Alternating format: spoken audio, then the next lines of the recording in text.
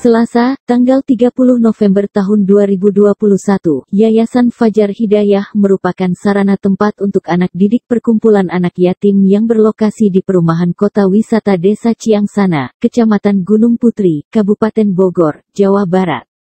Permasalahan di laut penyelesaian di darat Selasa pagi sekitar pukul 8 WIB tepatnya di halaman Yayasan Fajar Hidayah. Aksi antar massa untuk bermaksud mengambil atau menyita fasilitas yang ada di rumah yang selama beberapa tahun belakangan ini telah dihuni oleh anak yatim untuk menuntut ilmu.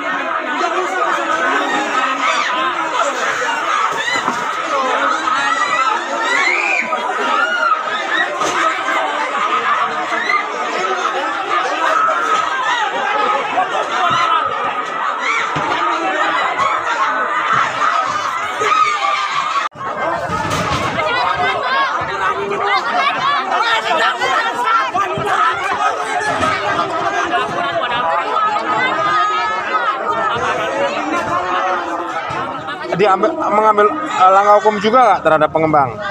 Ini kita lagi laporkan, kita lagi laporkan, kita upayakan laporkan untuk 378. Iya.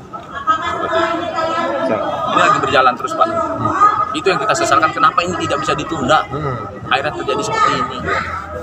Seperti itu, Pak. Kita bukan, sekali lagi saya terangkan, kita sebagai kuasa hukum bukan menghalangi tugas pengadilan ya.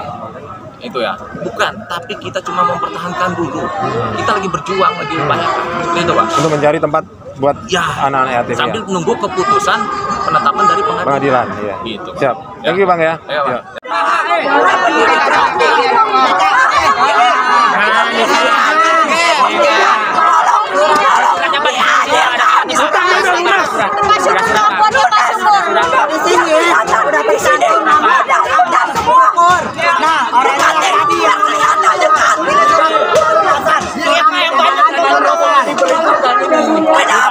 Bangunan ini diabaikan, harusnya dibangun lagi. Mereka ada yatim, sembarangan aja masuk.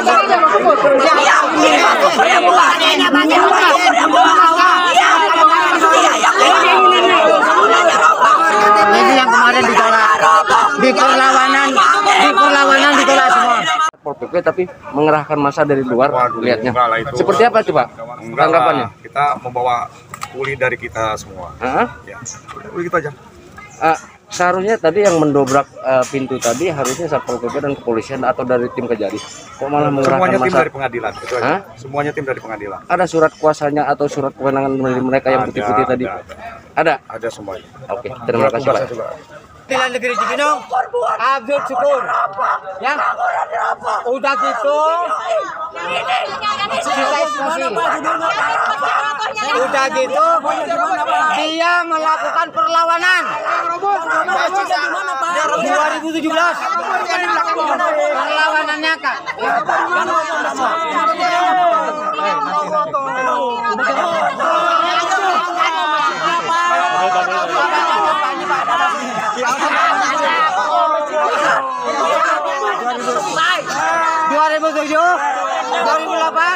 Dia ngajukan perlawanan, kalah, banding, kalah, kasasi, kalah, PK kalah, setelah PK kalah, baru lagi lelang.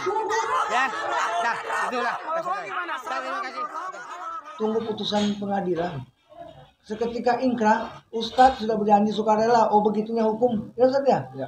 Kita sudah siap dengan segala konsekuensinya. Ketika nanti putusan itu memang tidak berpihak kepada kita, tapi harus ingkrah ya, karena ada upaya kita. Kita sudah menebarkan beberapa konteks perlawanan maupun gugatan terhadap permasalahan ini. Berkaitan Melaporkan semua itu sesuai dengan hierarki mereka. Jadi kalau di tingkat pengadilan, ketua pengadilan negeri, maka kita akan ke atasannya sampai ke Mahkamah Agung. Sebenarnya persoalan ini sudah lama Ustadz melaporkannya ke pengawas Mahkamah Agung dan lembaga-lembaga lain terkait untuk melakukan sebuah kebijakan yang manusiawi, kebijakan yang bukan memaksakan kehendak. Siapa yang nggak tahu secara hukum bahwa orang yang sudah memiliki keputusan ingkrah dan dieksekusi itu memiliki kekuatan hukum? Iya, kita juga mengakui. Cuma kan kita sampaikan, kami lagi melakukan perlawanan atas yang mereka lakukan. Kan di situ akar persoalannya. Ya, menurut Bapak sendiri Itu pelanggaran. Pelanggaran, apalagi mereka secara kasar, sadis, secara brutal, mencekik, menginjak, dan itu semua ada rekaman kita. Kalau memang kata humas itu di bawah pengadilan, berarti pengadilan harus bertanggung jawab atas apa yang mereka buat terhadap anak-anak kami. Mereka harus tanggung jawab itu. Kalau memang benar mereka meresmikan itu orang-orang yang telah mendapat mandat daripada pengadilan, tanggung jawabkan secara hukum. Begitu dia. Dengan terjadi eksekusi ini menurut Bapak sudah layak sesuai prosedur? Kalau menurut kami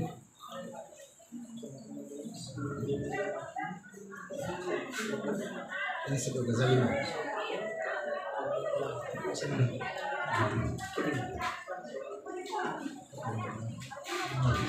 Agar masalahnya begini. Saya dulu punya tukang tahun 2000. Jadi tukang jadi mandor, kemudian jadi subkontraktor, jadi kontraktor. Jadi mulanya dia baik bekerja dan sampai saya percayakan dia jadi kontraktor. Dan terakhir dia mengerjakan proyek Fajar Hidayah di Kota Delta Mas, Cikarang, Bekasi, bukan di sini. Ini sebetulnya akar masalahnya di situ. Dan proyek itu hancur karena masjidnya rubuh secara total. Kemudian asrama yatim itu cuma jadi tiang saja. Kontrak 1,6 miliar, saya bayar 1,7 miliar 50 juta. Dan semua pembayaran akhirnya karena dia menghabiskan uang yayasan yang sudah dibayar sejumlah 3,7 miliar, dia tidak bisa membayar supplier.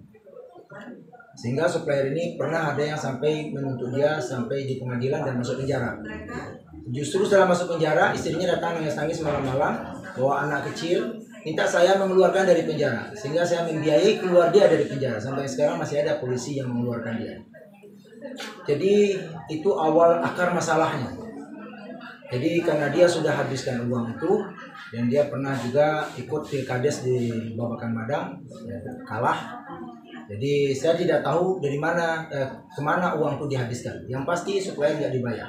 Sehingga akhirnya kita mengadu ke Polres Bogor dan Polres Bogor mengaudit tahun 2007. Dan hasil auditnya 3,7 miliar telah kita keluarkan, baik itu transfer bank dan juga ada kwitansi asli dari dia. Dan kelebihan bayar 300 juta. Namun dia justru membuat supplier itu seolah-olah Fajar Hidayah atau yayasan yang berhutang. Sehingga akhirnya masalah ini masuk ke pengadilan. Itu yang dibilang oleh Bang Denny tadi.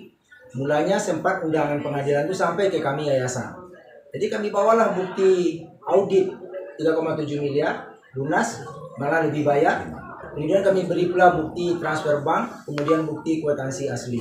Sehingga hakimnya namanya Christopher waktu itu mengatakan kalau begitu udah lunas, dicabut perkaranya. Itu 120 Mei 2017. Tiba-tiba 3 Juli, 3 hari setelah itu dia buat perkara baru yang kami nggak pernah dapat undangan. Dikirim undangan ini ke desa. Makanya kami juga pernah mengadu ke Mahkamah Agung, ke Badan Pengawas. diduga patut ada kesengajaan. Karena desa itu dengan kantor yayasan cuma 5 menit. Kenapa 4 kali undangan pengadilan nggak pernah sampai? Padahal kepala desa sering datang ke yayasan sebelumnya. Jadi inilah akar masalahnya. Sehingga kita dikalahkan di perkara 151 tadi. Dan anehnya di 151 itu nggak ada sita jaminan apalagi sita eksekusi. Padahal ini bukan perkara fidusia, utang-utang bank. Ini adalah proyek sekolah di bawah badan hukum yayasan. Sekarang dieksekusi adalah rumah di bawah 5 di rumah yatim sampai sekarang. Nah ini yang kita nggak mengerti hukum kita ini apa sebenarnya. Saya bukan ahli hukum ya, tapi saya merasa heran sekali. Kenapa objeknya itu adalah sekolah di Cikarang Pusat, sekolah di bawah hukum yayasan, tiba-tiba diskusi itu adalah rumah milik pribadi. Nah inilah yang kita sekarang secara hukum melakukan sebuah perlawanan dan gugatan, dan mungkin ya, gugatan berikutnya ada lagi karena mereka merasa dizalimi sekali. Jadi inilah yang kita lawan sebenarnya, baik itu eksekusi ini tidak memberi kita ruang untuk melakukan gugatan ini biar dia berjalan dulu, perlawanan biar berjalan dulu, biar dibuktikan, jangan zalim ini berlanjut. Tapi dengan secara paksa kita lihat hari ini, kita melihat orang baju putih-putih dengan kasar sekali membanting anak kami yatim, mencekik, menginjak, lalu kemudian menginjak rame-rame. Jadi ini luar biasa pelanggaran. Kalau itu dari pengadilan berarti kami sangat protes keras. Kenapa dilibatkan orang yang bisa menganiaya anak yatim sebegitu rupa? Dan bagi saya atau bagi kami dari saya suami istri dan juga saya ketua Yayasan Fajar Hidayah, ini adalah sebuah kezaliman yang akan kami lawan secara hukum. Jadi itulah yang terjadi. Jadi mudah-mudahan kami berdoa Allah Subhanahu Wa Taala beri kita keadilan dan negeri kita, negara Indonesia, mudah-mudahan masih ada harapan untuk mendapatkan keadilan tersebut.